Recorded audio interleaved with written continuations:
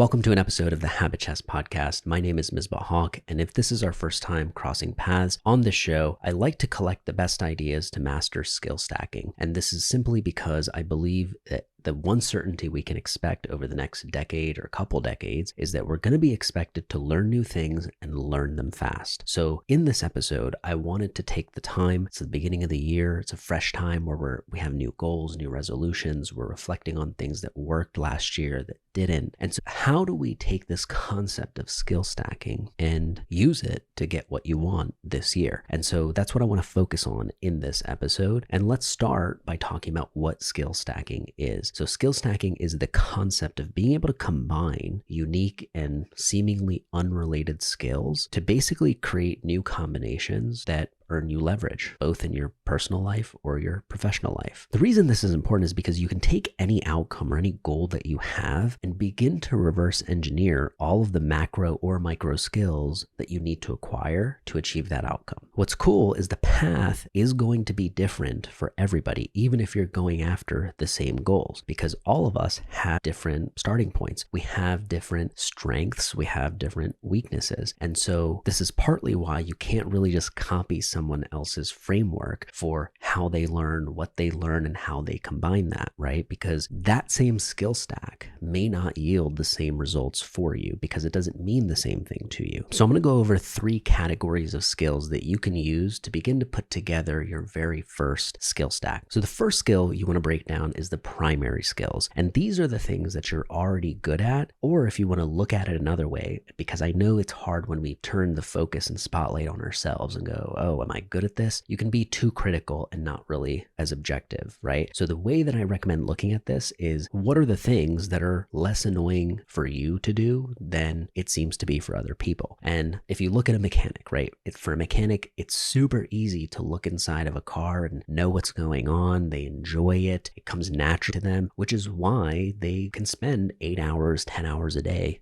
doing this kind of stuff day in and day out. So sometimes you might have context, right? So I've been doing this stuff in my job for the past 5 years, 10 years. Okay, cool. That might be a primary skill that you can see. But particularly when you are chasing something new or you are switching or changing directions, it can be even harder for you to identify what are the things I'm already good at. And so that's when looking at the primary skill as something that just comes a little bit easier to you, is a little less annoying for you than it is for most people. The other important note about primary skills is that you don't have to love it in order to be good at it. And so an example that I want to go with is a plumber, okay? Somebody who has been in the plumbing business for 5 to 10 years, okay? And let's say that their goal for this year is they want to build their own book of business. They want to finally go out on their own. They want to be self-employed or maybe have a couple other people under them, but they want to work for themselves, right? The primary skill, let's say, is going to be plumbing, right? All the things that go into the craft of plumbing are what this person is already good at. Now, the next category we look at is supporting skills. Now, these are the things that you want to get good at that actually give you outsized returns. So you could get good at playing the piano, right? But combining playing the piano with plumbing skills may yield a few combinations, but it may not give you the most sized return. Now, a supporting skill in this scenario might be learning some basic marketing skills, right? And now that's a broad macro skill, but I want to also show you how this can come in the form of micro skills or skills that are phrased a little differently than just one big word or one big category. So you've got marketing skills, which could be the complementary skill, or you've got learning how to speak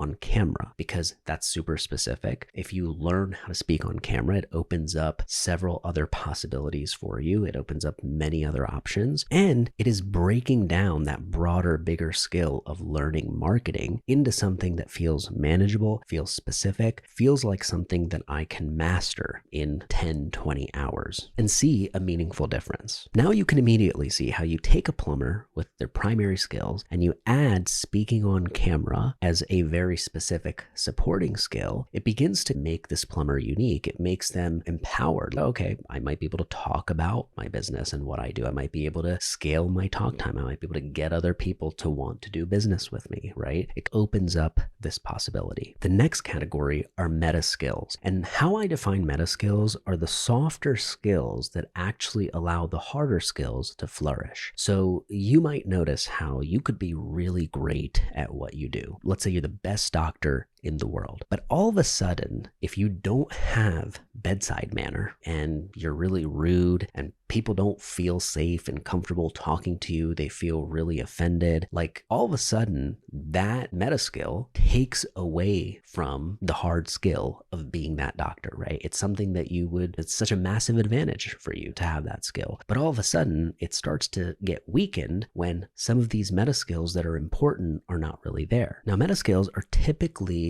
the section where you're going to customize the most, because this is where you look at things like reasoning, you look at self-reflection, bottleneck analysis, right? All of these things that are little things that only you might be aware of, that am I good at this or am I not? So similar to the doctor example, let's come back to the plumber. You've got the plumber with primary skills. They've added supporting skills like speaking on camera into this. And so this plumber might realize that their meta skill that they need to build is actually time management, right? Because, okay, they're working an 8-hour day, 10-hour day. They've maybe got a family, and they also now are trying to build their own thing, right? And so that's going to be a nights and weekends kind of thing. And it might be 1 hour at a time, 2 hours at a time max, right? And so now it becomes really important. Time management's one of those skills, but maybe now it becomes important to have good judgment, good reasoning, right? So being able to choose the right problems to work on. Now, as you can see, there are multiple meta skills that we could have chosen, or multiple primary skills that we could have gone with. But the idea is to choose the highest returning one that seems to yield the best combination, right? Because you can always add things later on. And so that's how you have to look at your own skill stack. What's my primary skill that I'm already good at? What's the supporting skill that's going to really enhance the flavor of this primary skill and begin to set me apart? And then what is the meta skill that is going to feel like that secret sauce where I don't know what it is, but something's different about this plumber versus this one? Now, once you've chosen the skills that you want to add to your stack, the next thing you want to focus on is the different stages that you're going to be going through to actually train and acquire these skills. So there's 3 stages of learning that I want you to keep in mind, which is going to make you feel a little more normal as you are going through some of the toughest parts of actually acquiring this skill. Because remember, repetition is going to be important, but even more important than repetition, it's been shown that struggle has a bigger impact on learning and long-term retention than simply perfect repetition. So if you are feeling yourself like really wrestling with your brain a little bit to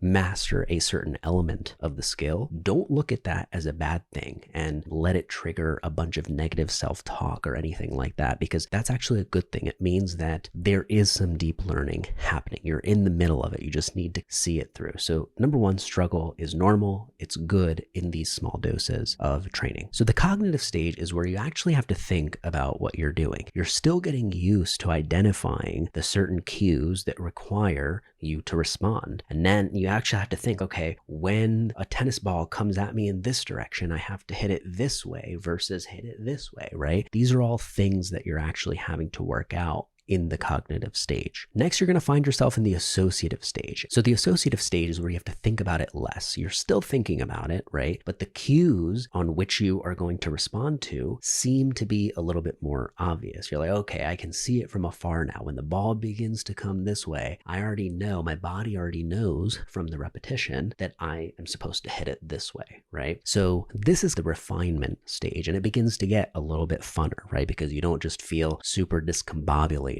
anymore. You feel a sense of control. Oh, I'm making some progress, which leads to the last stage, the autonomous stage. And this is exactly what it sounds like. It's automatic, right? So tying your shoe, locking your door, brushing your teeth, turning your lights on and off, these things have become pretty automatic for you to where you don't need to think about it as much anymore, which is what opens up the brain space for you to acquire and stack other skills. So I hope this helps you look at skill stacking like gathering ingredients for a meal. And what you're going to notice is that a lot of these ingredients that you need are already in your pantry, right? You just need to actually identify them, and identifying them is easier once you have an outcome or a goal that you're doing it through the frame of. Just like this plumber, it's very easy and motivated to build some new skills if the outcome you're going after is actually that motivating and inspiring. The coolest part about skill stacking is that in many ways it's transferable. So it might seem like, oh man, I've been in the plumbing business for 10 years and now I'm going over into this other industry. Wow, all those primary skills are useless, right? But what you're going to find instead is if you dig deeper enough, you're going to find certain parts of that primary skill that transfer over very easily into very unrelated areas. So I hope you're seeing how skill stacking can gamify the learning process. And the reason this is important is because we're going to be doing a lot of this over the next couple of decades. And so being comfortable being a beginner, knowing what to expect, what stages you're going to go through, things will feel hard. This is what it might feel like when you're making progress. And even being aware of the set of skills that you feel like you might need to acquire to achieve your outcome gives you a sense of control. It gives you a path forward. So I'd love for you to take away from this video is when you think about certain outcomes or goals for yourself that you're after and you feel that